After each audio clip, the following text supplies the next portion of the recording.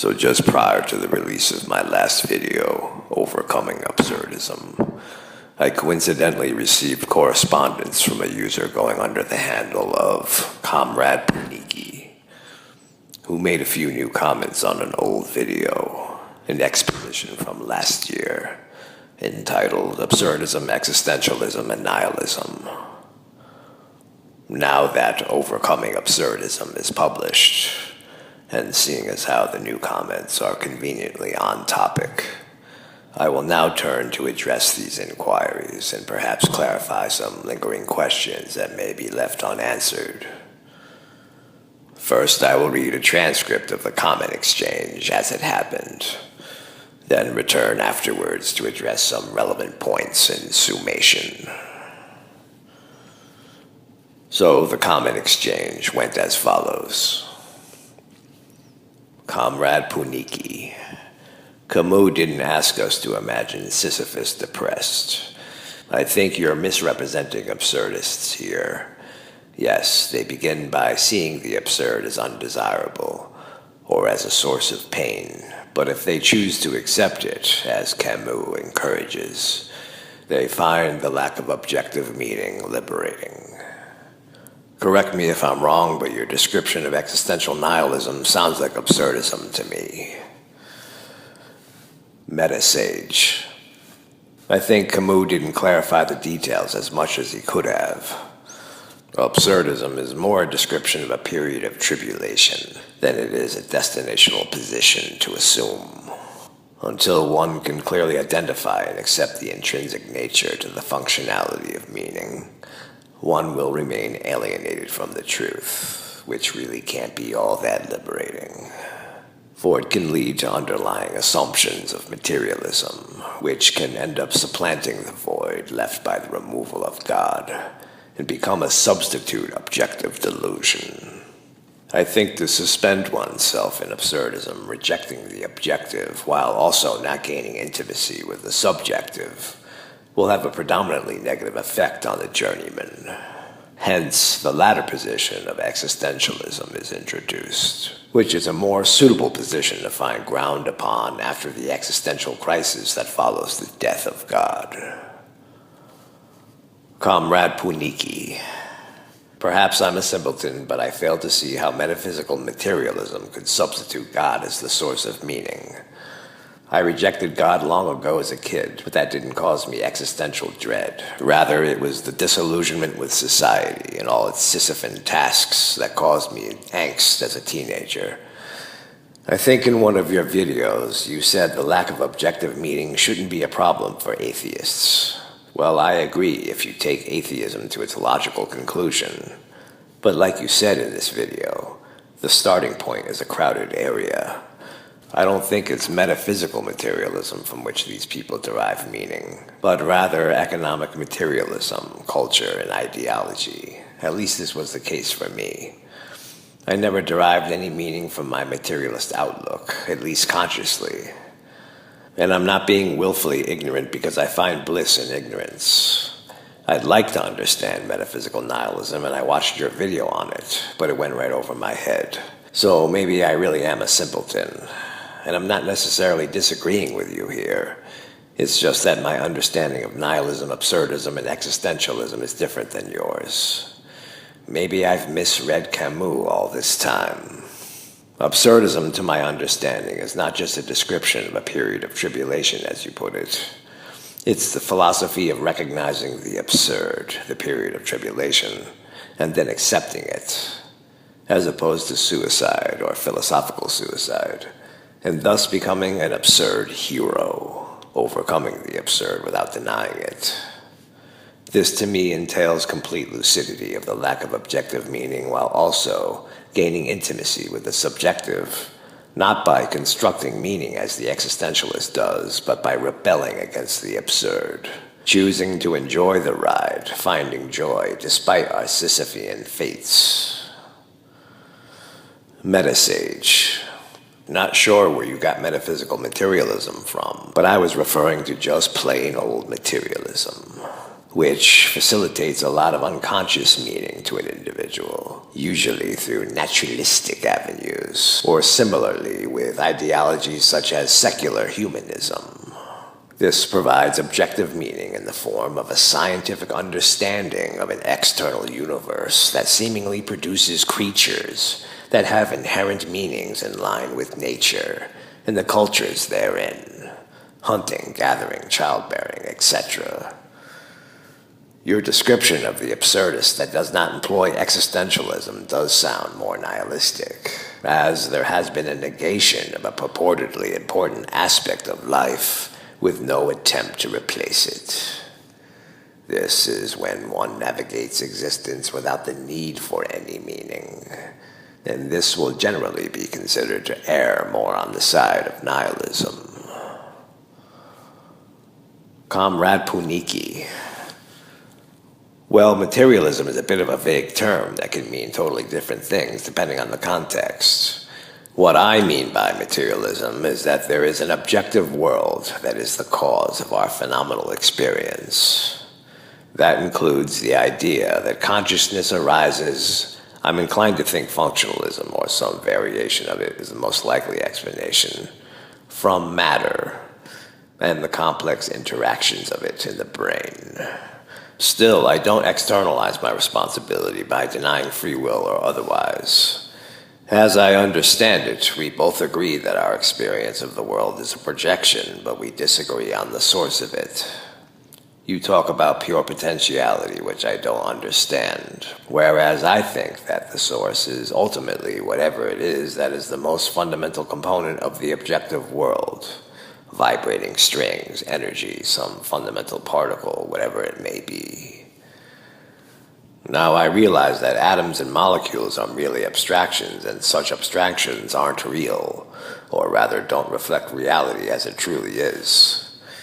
For me, this doesn't provide any sense of individual meaning through trying to understand the world or otherwise. I reject any naturalistic ideas about meaning in the universe, such as childbearing, I'm an anti-natalist, or survival for the sake of survival.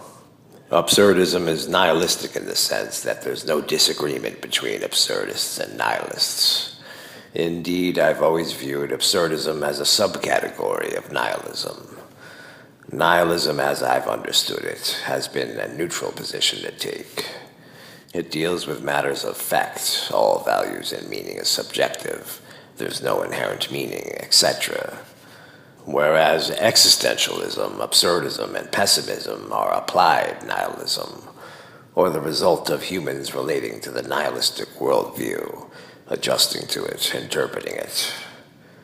But where existentialism rejects the core idea of nihilism by, in my opinion, committing philosophical suicide by constructing meaning, absurdism and pessimism stay true to the nihilistic worldview. And while the existentialist would agree that no objective meaning exists, they are content with creating their own meaning, which the pessimist and absurdist reject as anchoring, isolation, distraction, or as philosophical suicide. Metasage. Thinking about it more deeply, I mostly like and agree with your description of absurdism. In a sense, absurdism is born the moment God dies, and a subject could go in a number of different directions from here. But I still assert that many choose to shield themselves from the absurdist truth by taking refuge in the lie of materialism. So to really get down to the meat and bones of the matter, the truth of absurdity itself must be examined contextually. This is where it is shown that the truth of absurdity is conditional and falsifiable, hence really illusory, which can't be called a truth. There is no truth to objectivity in a godless world either. If there really is no such thing as objectivity in any sense, then this proves that materialism is a lie. Hence, the vibrations that are referred to as existing states are really only the contents of mental phenomena, which is composed of a perception of an experience that is then called a reality.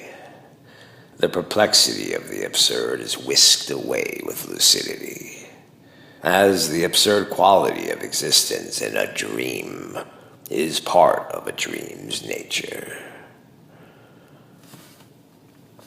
Comrade Puniki, wow, this is a lot to think about. But I still fail to see how materialism, as I define it in this context, is denying the absurd truth, if there is such a thing. And that's the end of the dialogue. So now, I'd like to address some of the points made in the latter part of the communication, and then tie things together into something cohesive. Now, while Albert Camus has made some great ideological contributions to these philosophical considerations, some of his complaints are unnecessary caveats, and could only be concluded as such by, just as the case with Nietzsche, choosing to assume the erroneous premise of materialism. Camus encouraged us to embrace the absurd as it is, and not seek to dilute the immediacy of it through any evasive measures. But why? To become an absurd hero by rebelling against the absurd, by refusing to commit suicide? Whatever for? Just for the sake of survival? To live in existence in spite of an imposing paradigm of questionable equity? This proposition assumes an actual existence of a paradigm. This is the externalization of absurdism. Camus also rejects existentialism on the basis that it deludes one from the absurdist truth, and also fills one up with passion that could contribute to a premature death, hence resulting in one less absurd hero living in rebellion of the absurd by not dying. But again, whatever for? Lucidity involves realizing the mind-created production of dream experiences altogether, not just refusing the divine, but then maintaining the delusion of the dream world as a mind-independent materiality. Live or commit suicide, it doesn't matter. Nothing is existing to live or die. Maybe an appearance of a form undergoes some superficial changes, but that's about it.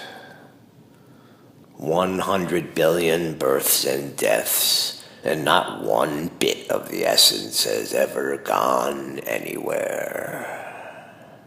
There is no absurd hero, and there is no absurd paradigm existing anywhere. These are all just abstractions. The problem with absurdism, despite its bravery and willingness to confront an apparent existential conundrum, is that it continues to make the same old mistake, despite its impressive progress in other areas. When I spoke of the atheist taking refuge in materialism to circumvent the absurdist truth, it meant the denial of idealism, which is the only avenue towards addressing the context of absurdity, rather than just focusing strictly on the content of the absurd, with a false presupposition that materiality is objective. To clarify it more precisely, it isn't really so much a matter of materialism denying the absurd truth, so much as it is a case of materialism denying the ultimate falsehood of the conditional truths of absurdity. That seems to be the problem here. You can't be half-assed about the rejection of objectivity. If you have tossed out all objective notions of God and the divine, you must also toss out all objective notions of nature and the universe. The reason why objectivity is a lie is because illusion, what we like to call reality, is interconnected with the mind. That's what this is all about. It's not just about rejecting the idea of an external God. It's about rejecting the whole idea of external entirely. Nature and the universe are no different. They are no less of an idea derived from the inputs of sensory perception. Nice images on a screen, to be sure, but no more existing independently from the mind than the grand old Sky Daddy. Any notion of an existing state, in fact, does not exist independently of the mind that perceives it. Therefore, the source of what we call reality cannot be immaterial. Matter, liquid, gas, elementary particle, energy, or otherwise. Not even vibrating strings. Even though that is a fantastic abstraction. If one is lucid, one has clarity to the fact that absurdity is the canvas of illusion. And that illusion is a mental phenomena. This is the epiphany that is hoped for you to be realized. You not only have to endure the death of God, but also the death of the material universe. And until one can do that, the true nature of the absurd dream will remain shrouded in delusion.